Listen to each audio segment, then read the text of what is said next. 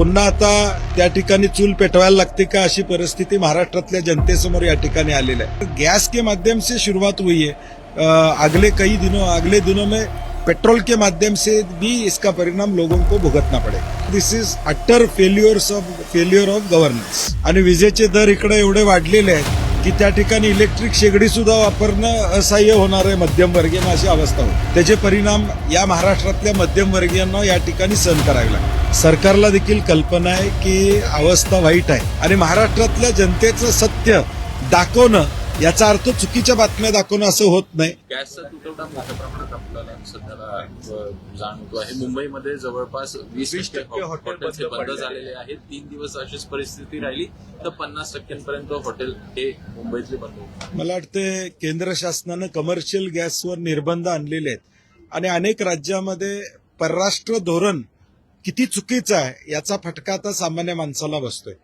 त्याचबरोबर घरगुती गॅसला सुद्धा नंबर लागण्याचा प्रकार त्या ठिकाणी आलेला आहे। पुन्हा आता त्या ठिकाणी चूल पेटवायला लागते का अशी परिस्थिती महाराष्ट्रातल्या जनतेसमोर या ठिकाणी आलेली आहे। निष्कर्ष काय तर चुकीचं परराष्ट्र धोरण।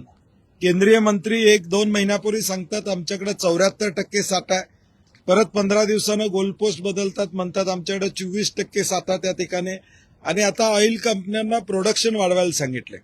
परंतु ज्या ऑइल कंपन्यांच्याकडे या ठिकाणी कच्चा माल नाही आहे ते प्रोडक्शन कसे वाढवणार? आणि मला वाटते this is utter failure of governance. Sir, दुसरीकडे इंडस्ट्री पण मोठ्या प्रमाणामध्ये बंद पडताना दिसायला लागले।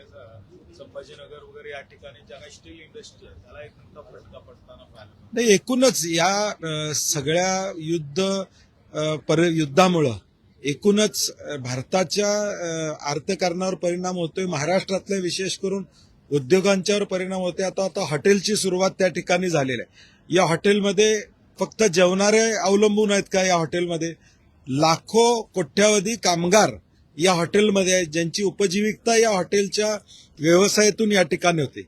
अगदी रस्त्यावर असणारा त्या ठिकाणी टपरीवर असणारा त्या ठिकाणी टपरीवाला असू दे किंवा एखादं लहान कॅन्टीन असू दे किंवा एखादं हॉटेल असू दे, हजारो लोक तिथं काम करतात आणि म्हणून याचा परिणाम इंडस्ट्री असू दे, हॉटेल व्यवसाय असू दे, आणि कदाचित 8-10 दिवसांना आता घरात सुद्धा मला वाटतंय काय परिस्थिती होईल सांगता येत नाही। आणि विजेचे दर इकडे एवढे वाढलेले आहेत की त्या ठिकाणी इलेक्ट्रिक शेगडी सुद्धा वापरणं असह्य होणार आहे मध्यमवर्गीयांना, अशी अवस्था होईल।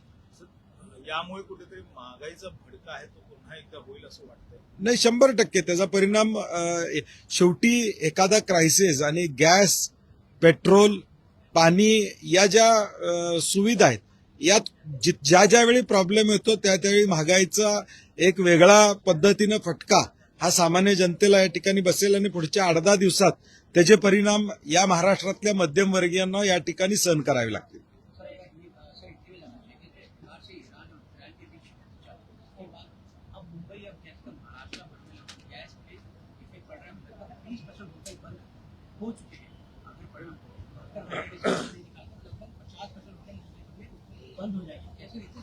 नहीं, फॉरेन मिनिस्ट्री की पॉलिसी का ये नतीजा है, जिसके ऊपर केंद्रीय मंत्री ने कहा था कि करीबन 74% उनके पास स्टॉक है, लेकिन आज वो गोल पोस्ट बदल रहे, बोल रहे 24% ही हमारे पास है।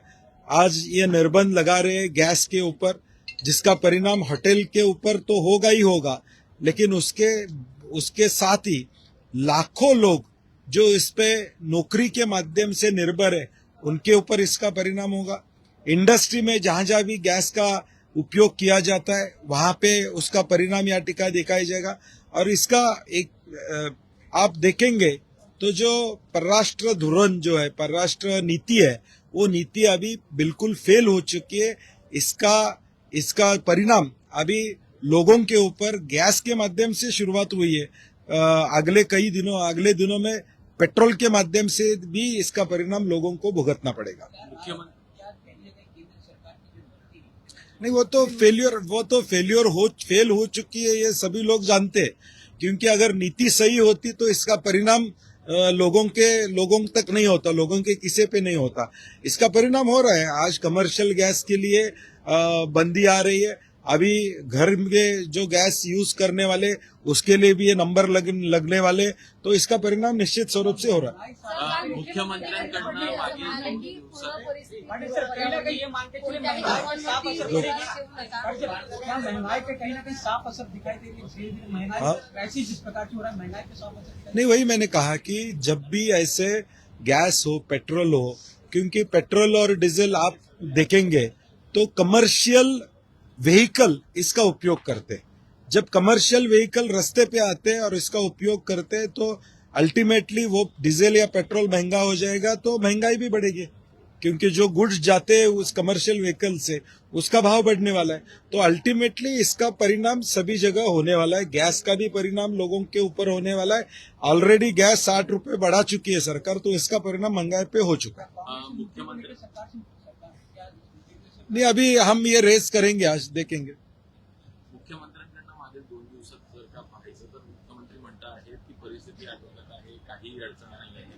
तर ठिकठिकाणी पाहिजे तर हॉटेल्स बंद पडत आहेत, उद्योगांवर थेटपणे परिणाम होत आहे. मात्र सरकारकडनं जी काही व्यवस्था करायला पाहिजे त्या व्यवस्था होताना दिसत नाही. सरकारला देखील कल्पना आहे की अवस्था वाईट आहे, परंतु शेवटी पॅनिक होऊ नये म्हणून सरकार त्या ठिकाणी सगळं चांगलं आहे दाखवण्याचा प्रयत्न करत.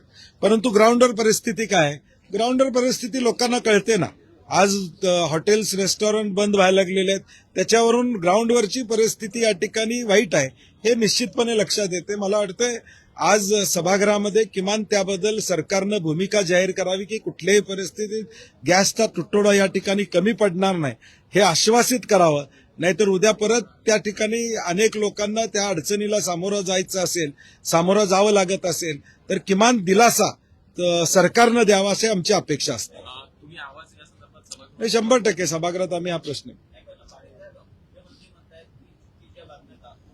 अफवांवरती विश्वास ठेवू नका असं त्यांचं म्हणणं आहे. हा चॅनेल आणि माध्यम आणि पत्रकारांच्यावर आरोप आहे की चुकीच्या बातम्या दाखवल्या जातात. मला वाटते ते काही वस्तुस्थिती नाही आहे. जे सत्य आहे ते तुम्ही दाखवायचा प्रयत्न करताय अशी आमची ठाम भूमिका आहे. आणि महाराष्ट्रातल्या जनतेचं सत्य दाखवणं याचा अर्थ चुकीच्या बातम्या दाखवणं असं होत नाही. मला वाटते जे ग्राउंडवरची रियालिटी आहे, ठीक आहे, अजून त्याचा रिपोर्ट अनालिसिस सरकारला आला नसेल कदाचित, किंवा जे डिपार्टमेंट या ठिकाणी त्या डिपार्टमेंटने व्यवस्थित माहिती दिली नसेल. परंतु आज परिस्थिती काय आहे की आपले फूडचे अधिकारी हे नागरी पुरवठ्याचे अधिकारी हे प्रत्येक गॅस एजन्सीवर जाऊन बसलेले आहेत, तिथला स्टॉक घेत आहेत, तिथली माहिती घेतात. मग कशासाठी माहिती घ्यायला लागलाय पॅनिक नसेल तर? याचा अर्थ सरकार तयारी करायला लागले की त्याच्यावर कब्ज आणायचं किंवा कमी करायचं ते स्पष्ट दिसतंय. चला, थँक्यू. अशाच नवनवीन अपडेट्ससाठी डिजिटल कोल्हापूर चॅनेलला सबस्क्राईब करायला विसरू नका.